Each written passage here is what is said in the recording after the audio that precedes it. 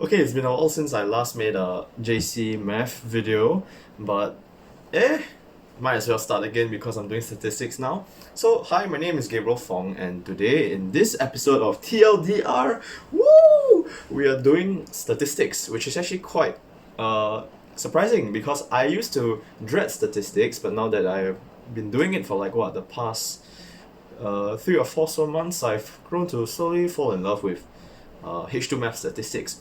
So, because my friend Mariah needs help with her binomial distribution, the first episode in statistics TLDR will be on binomial distribution. So, I think I'll probably be backtracking to permutation and combinations, and then discrete random variables. Then probably going on to normal and whatever else is in the H2 math syllabus. Please forgive me because I learned additional stuff like Poisson and geometric distribution because I take further math. So I'll read out our syllabus guidelines and see how I can help you guys summarize the whole of statistics. So anyway, without further ado, let's start. So let's suppose I give you 5 tries to toss a coin, alright? And in the 5 tries, you want to get, let's say, R amount of hits. So how would you model the probability of getting R amount of hits in 5 tries? Well, one distribution we can use is the binomial distribution. Firstly, the binomial distribution is a discrete distribution. This means that it takes in integer values as its inputs and spits out, of course, non-integer values because probability adds up to 1. But to just drive home the point, the difference between discrete and continuous distribution is that discrete distribution takes in integer values and spits out the probability, whereas continuous distributions, you have to integrate under the area of the graph to find the probability between two regions. But since we are doing a discrete distribution, which will be linked to discrete random variables, you can undo all your continuous distribution knowledge for now. So again, back to our coin. So let's say I have a coin and I toss it 5 times and I want to find the number of hits. And let's let the number of hits be equal to R. Let number of hits be equal to R. So like that. So to start off, right, in statistics, especially your discrete, or at least because I have been learning a lot of discrete distributions, you need to be aware that for you to be able to use certain distributions, there are conditions that need to be met. So in our case, for binomial distribution, there are 4 key conditions that need to be met before we can use binomial distribution. So firstly, the first condition is that there are n number of trials, where n is a positive integer. So firstly, what is a trial? Relating back to my coin example, you tossing a coin is a trial. The outcome of heads and tails, the outcome will be whether it is head and tails. And this leads to the second condition. There are 2 mutually exclusive outcomes.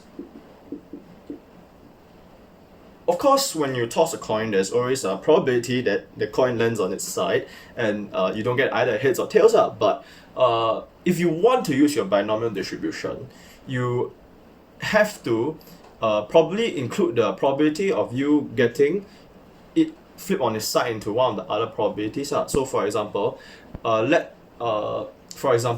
let's have the probability of you getting a head be equal to P.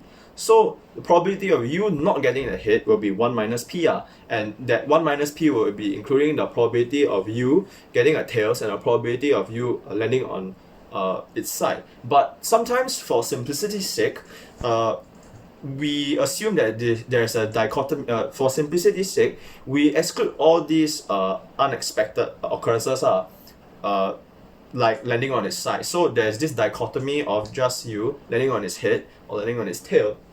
So thirdly, speaking about probability, the probability of an event occurring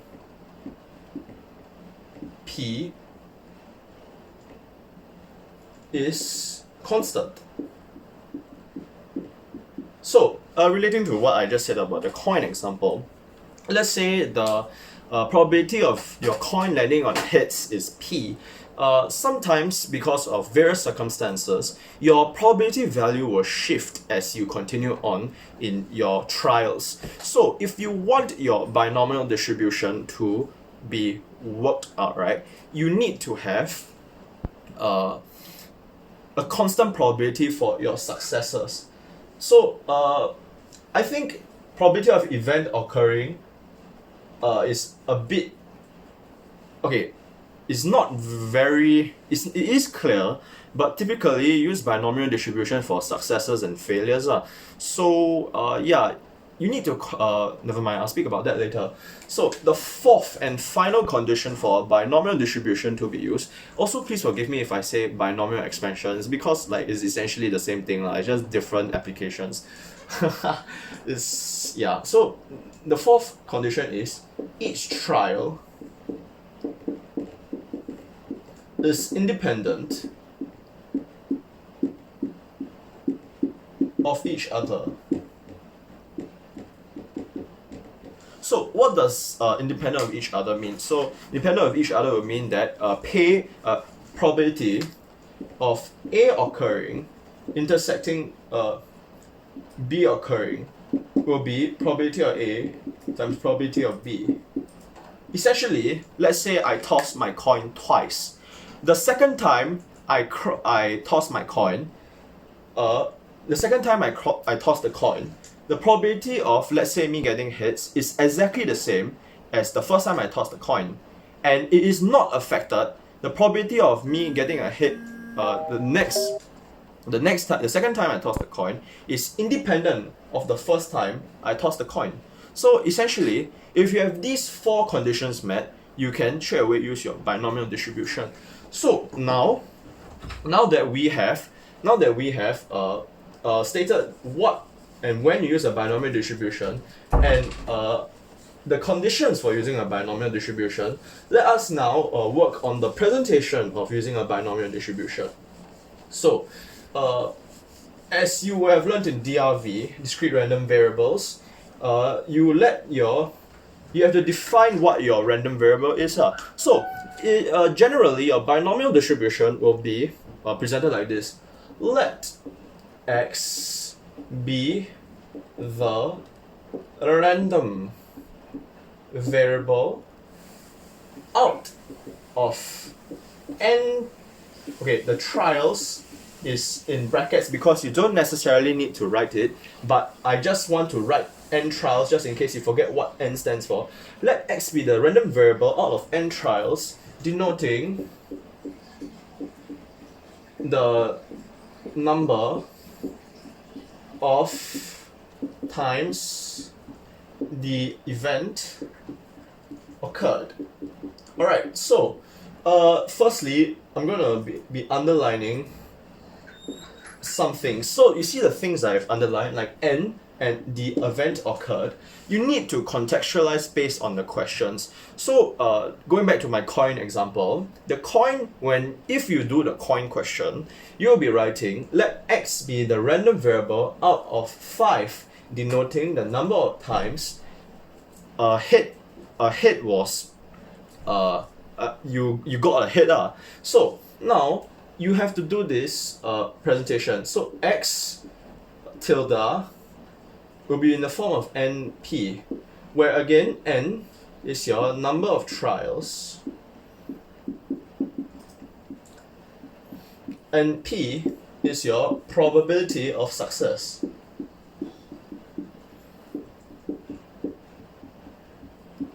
So let's use our coin example then. Let's say the chance of me the probability of me, getting a hit. Let x be the random variable out of 5, denoting the number of times I got a hit when tossing the coin. The number of trials will be 5. So also here replace your 5. So x follows, sorry, I actually forgot. You need to write a b over here to signify that it follows a binomial distribution. Then you have two parameters, n and p. So x follows the binomial distribution where it has parameters n and p, where n in this case, specific case, is 5, and p, let's say it's a 50-50 chance of getting heads and tails, so your probability will be half. So the probability of x occurring r times will be equal to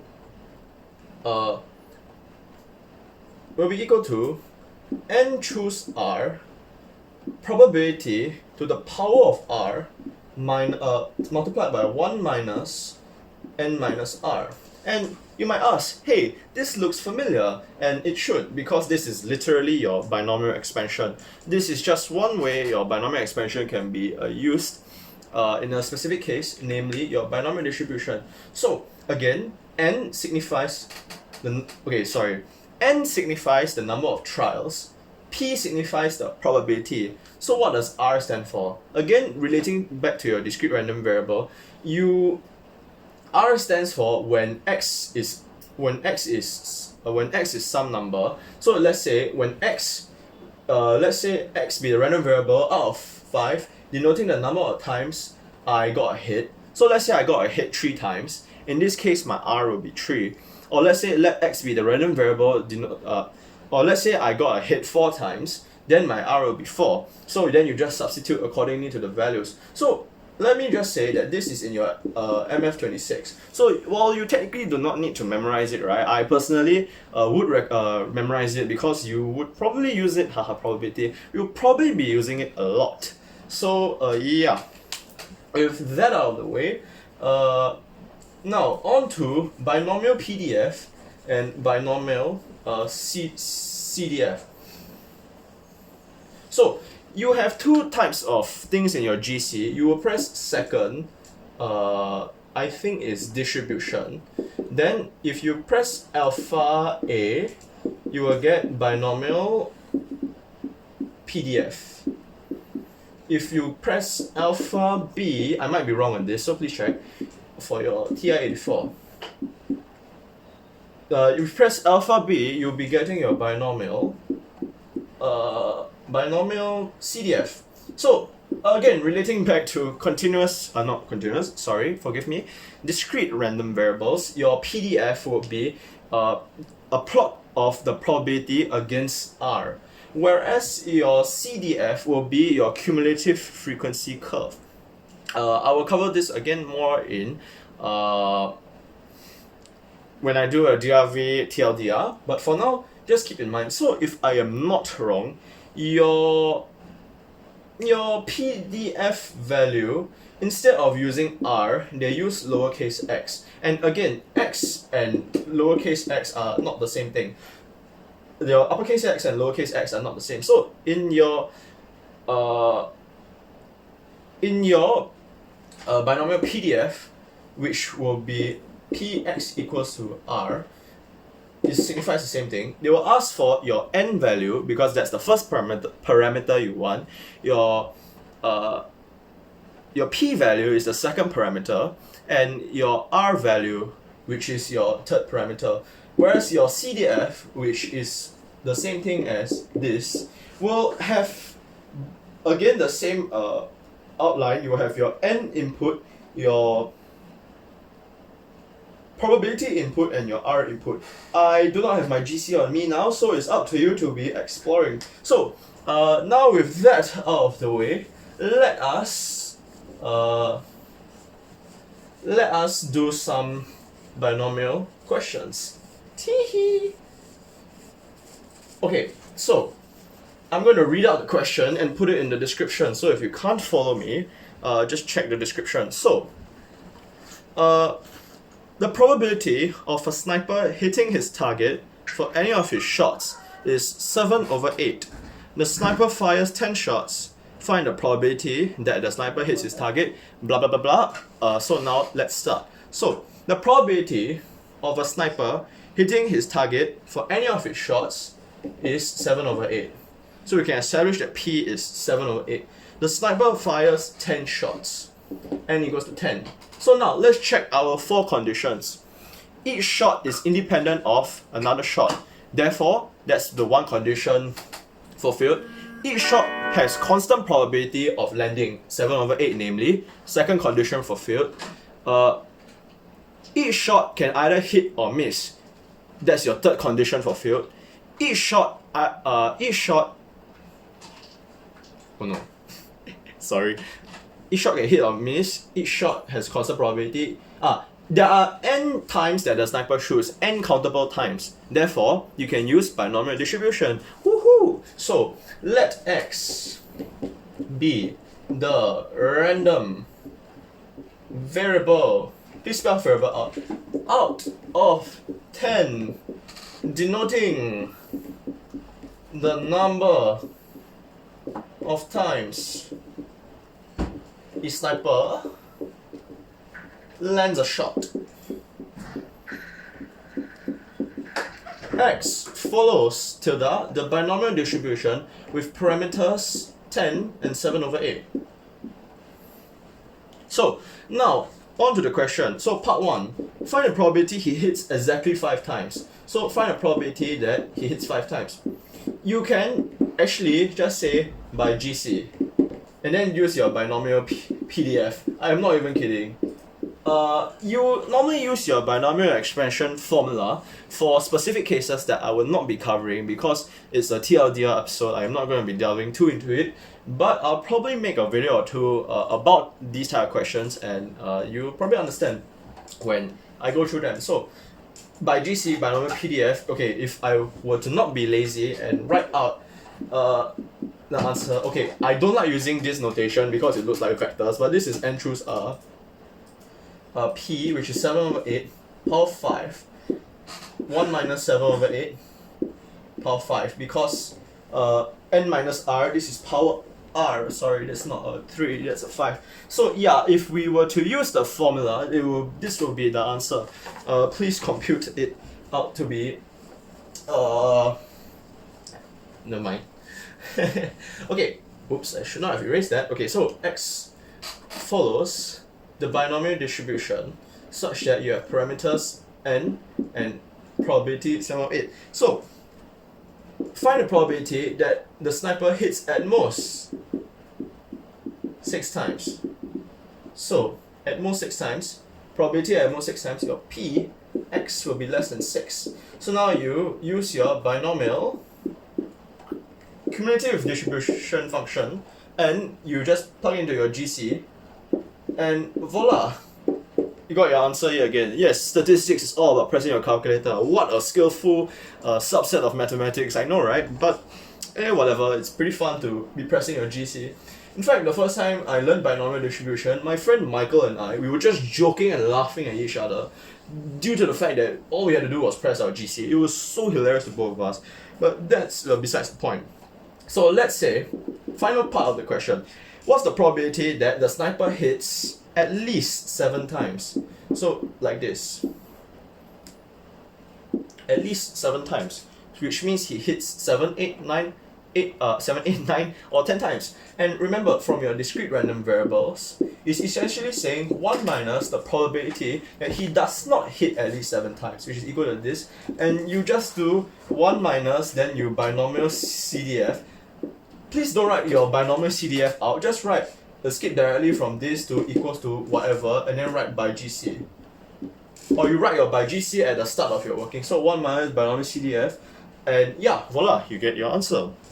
So yeah, that is a very, very fast 30-minute overview on binomial distribution.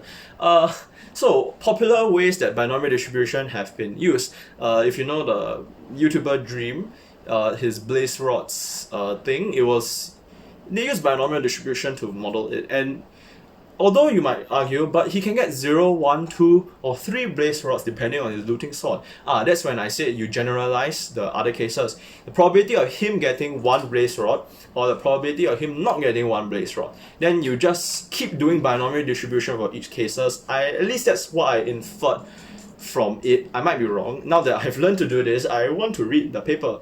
Yeah, so that's, without more digression, that is my quick overview of binomial distribution. I hope you enjoyed the video, and if you need help, you can put it in the comment section or WhatsApp or Instagram me if you know me in person. Yeah, I hope you enjoyed yourselves. And to Mariah, I hope that this video helps you. Again, if you need help, just WhatsApp me or IG me or whatever. I'm always open for mathematics. And I'm so happy I love statistics now, but that's beside the point. Okay, see y'all in the next episode of TLDR. Woo!